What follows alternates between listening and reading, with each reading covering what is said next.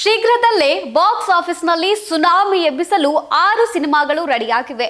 March 19ರಿಂದ May 1ರ ನಡುವೆ box ಆಫೀಸ್ನಲ್ಲಿ ದೊಡ್ಡ ಕಲೆಕ್ಷನ್ ಸುನಾಮಿಯೇ ಆಗಲಿದೆ.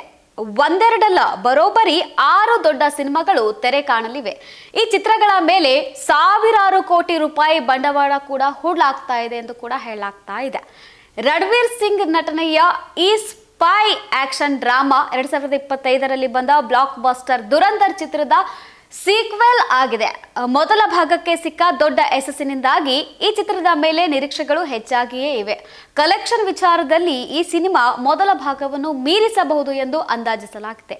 ಚಿತ್ರದಲ್ಲಿ ಸಂಜಯ್ ದತ್ತ, ಆರ್ ಮಾಧವನ್, ಅರ್ಜುನ್ ರಾಂಪಾಲ್, ಸಾರಾ ಅರ್ಜುನ್ ಮತ್ತು ರಾಕೇಶ್ ಬೇಡಿ ಅವರಂತಹ ಕಲಾವಿದರು ನಟಿಸಿದ್ದಾರೆ. ಈ ಚಿತ್ರದಲ್ಲಿ ಮೊದಲ ಭಾಗದ ಜೊತೆಯಲ್ಲಿ ಈ ಚಿತ್ರದ ಶೂಟಿಂಗ್ ಕೂಡ ಮುಗಿದಿದ್ದರಿಂದ ಇದರ ನಿರ್ಮಾಣ ವೆಚ್ಚ ಶೂನ್ಯ ಎಂದು ಹೇಳಲಾಗ್ತಾ ಇದೆ.